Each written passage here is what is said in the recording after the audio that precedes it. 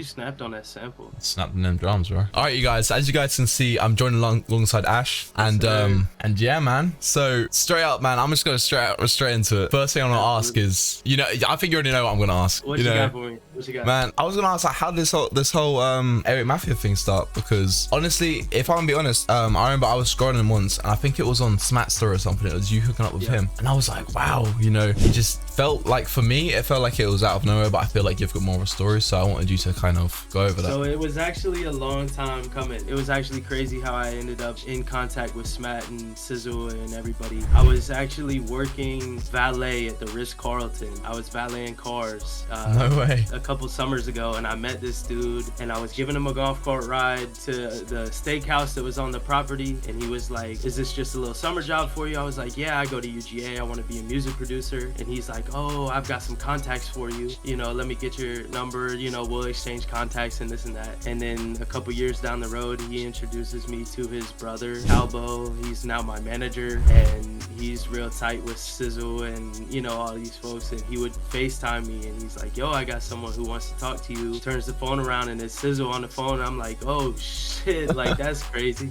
You know, so I was just, that's how I really got into the scene, was through Calbo, my manager. And then one day he called me, and he was like, yo, this is Smat, I want you to meet him, you know, I want y'all to start locking in. So I started sending him loops, and he was putting drums on them. He texted me a couple weeks later like, yo, I got you a big ass placement, I can't tell you who yet, but it's on the way, and it's got a crazy feature, you know. Then to find out, you know, he's coming to Miami. Calvin, my manager, lives in Miami, so he was like, come down. I went down, I started cooking up with him, and it's just opportunities from there. Damn, yo, that is probably the wildest one I've ever heard so far.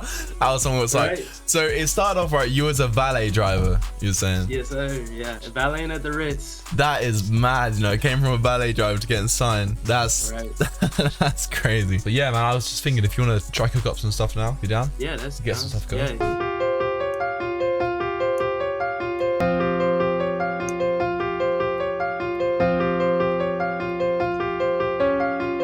Sound a little bit. Oh yeah, that's it. All right, now I'm just gonna change it to a different sound as well. Okay. I know that's really loud, but that can sound cool. Okay. I love that. Yeah.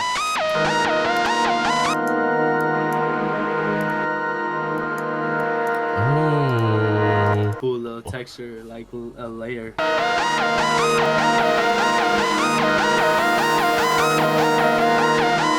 That's a pretty cool start. Yeah. Wait, I'm gonna get a little synth bass going to it.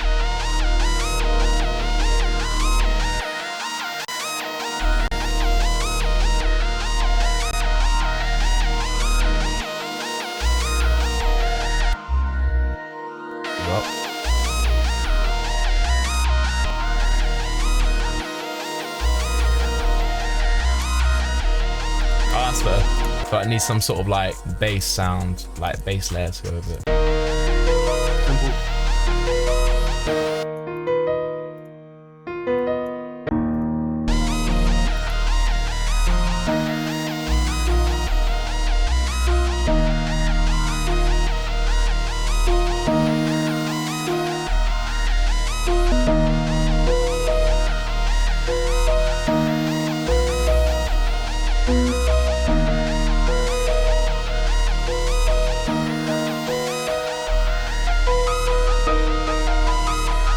Oh, actually, I like that. Yeah, about the half tone. Try ranges, maybe add a few of it.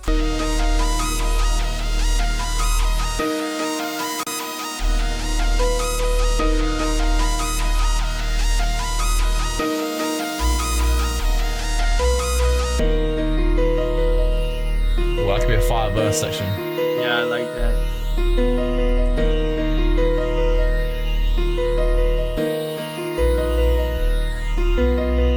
guys, real quick, if you don't know already, the Lost Pack Volume 2 drum toolkit is finally out now. I'm telling you guys, this is literally all I use for my drums. It includes a drum kit, bonus samples, percussion loops, drum midis, and even snare rolls for you guys. I'm telling you guys, the snare rolls are insane. Literally, you can make beats in minutes with this. All you do, especially with the drum midis, is you literally just throw them on, you mix them all up, and you have a beat ready like that in about 2 minutes. This is all you need for making drums. And also, it's currently 80% off on ellislostbeats.com, so don't miss out on that. And yeah, man, let's just get right back into it.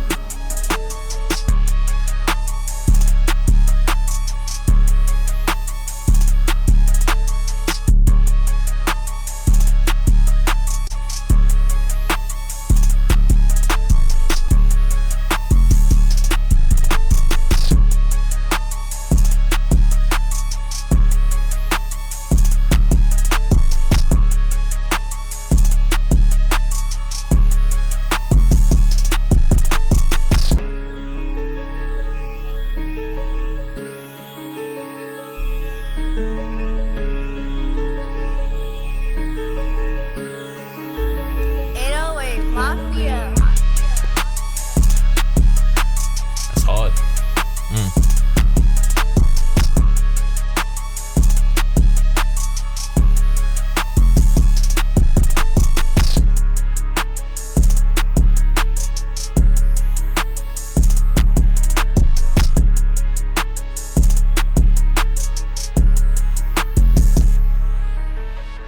Just some real simple, you know, drums and arrangement wise, like I feel like that just matches the vibe of the whole sample, you know, as just as a whole. Everything's simple. It's easy for an artist to get on. Understand. Wait, what's your sort of go-to process when you arrange your beats then? I see you've kind of got it arranged already. Honestly, it's kind of just real simple. I just take, say, this section would be intro, this section would be verse or chorus or whichever the artist would want to come, you know, and then I'll do like a little drum drop or something to like make it to where you can feel the difference between sections. I just try and make it real simple, because at the end of the day, when an artist is in the studio, you know, recording, they're gonna pick up whatever vibe they're feeling, and if they want a section to be shorter or longer, or you know, they want this section to play twice to make it, you know, instead of 16 bars 32 bars, you know, or anything like that, that's stuff that they can tell their engineer and their engineer can do for them. You know, so arrangement wise, I'm gonna try and make it simple so that they're like really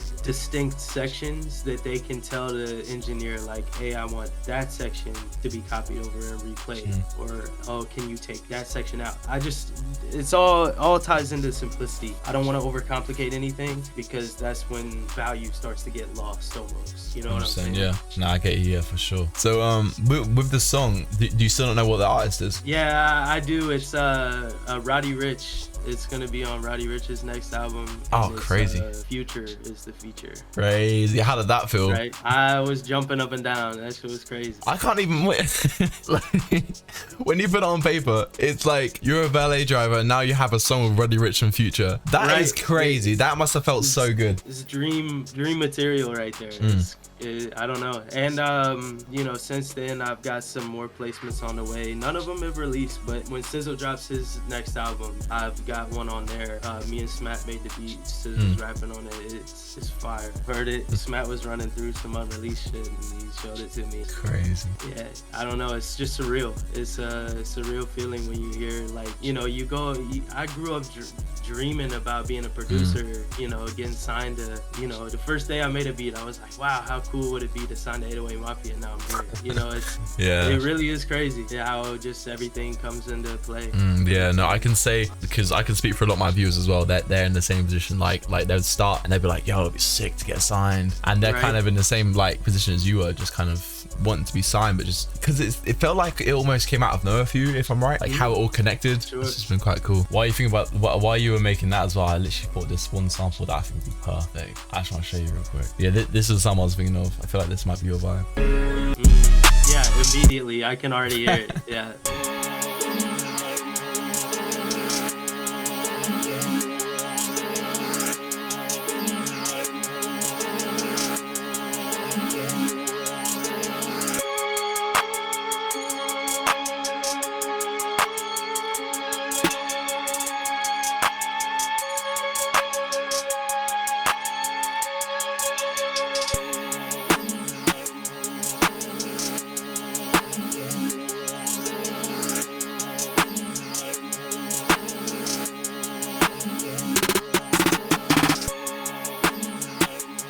crazy.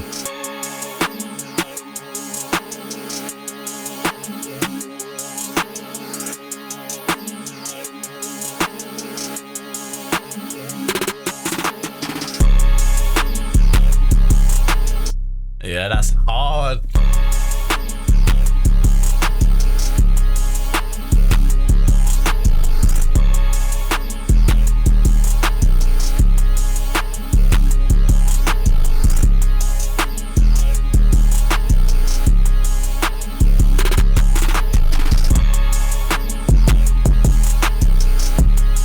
It's hitting.